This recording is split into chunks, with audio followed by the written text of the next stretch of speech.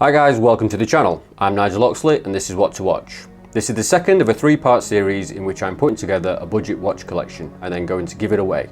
In the first episode, I gave up my Friday night pizza and bought a Winner automatic from eBay for around £20. In this episode, I'm looking for something a bit more substantial, so decided to give up my £3 a day coffee habit for a month and gave myself a budget of £90.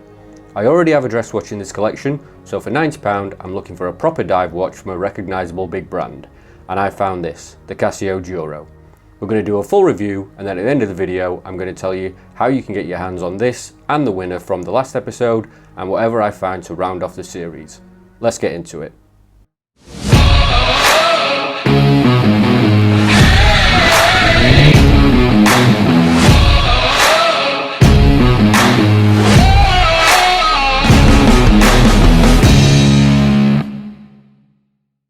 Okay, here we go. It's a very familiar looking box, so we know it's a Casio. It's good to see that none of the cost of the watch has been wasted on this. And here it is. The now discontinued Casio Duro. We can tell that this is the discontinued Duro because it has that image of the marlin on the screen, on the dial. All new models of this watch come without it.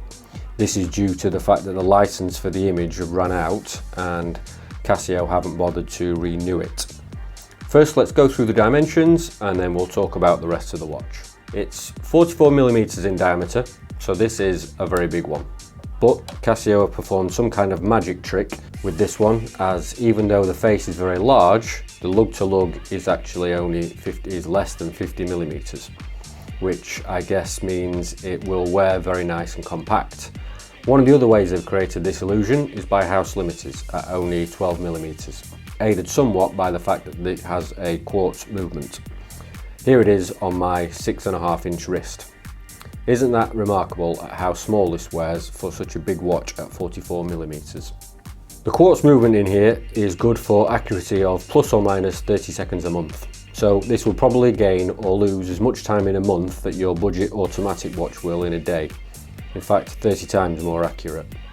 Also, as it's quartz, no matter how long you put it down for, when you go to grab it, it won't need setting.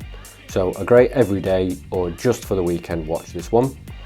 It's also a proper dive watch, as it's good for 200 meters of water resistance, meaning that there really isn't any water-based scenario you can't throw at it. The face is so clean, such an iconic dive looking watch with printed markings all around and a lovely printed frame around that date window. This black dial version has a cracking sunburst effect on the dial. It looks fantastic inside and even better in natural light outside too. The case itself is stainless steel, which is mostly polished. It's very difficult to get some brushing at this kind of price point, but it does have, if you see, some really nice chamfering down the sides of the case there. And then there is an unsigned screw down crown at the 3 o'clock position. On the back you get another nice touch, which is on this discontinued model, which is another image of that lovely marlin motif.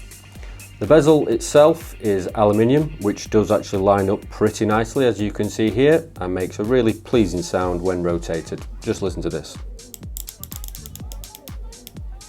Doesn't that sound fantastic? The crystal itself is mineral, would be very difficult to get a sapphire crystal at this price point. And there's little or possibly no anti-reflective coating on it, but what I've found is the contrast of the colours on the dial and the hands make this a very legible watch in most situations. Now we come on to the Duro's Achilles heel though, the rubber strap. It's a little bit tough and it's a little bit big. This does present you though with a really nice opportunity, and that's the opportunity to make this watch your own and change it up a bit with perhaps a new rubber strap or an NATO strap perhaps. But bear in mind that as it's 22mm lug to lug, when you're looking at swapping this out for something probably better. Now that brings us nicely on to the price point of this. There are a number of colour options, including a blue, a green, a black and gilt, a Pepsi and a Batman, all of which can be found on Amazon from around £55 to £75. But I would buy now rather than waiting on this one, because if you want one with the marlin, then I suggest doing that sooner rather than later when all the marlin dials are gone.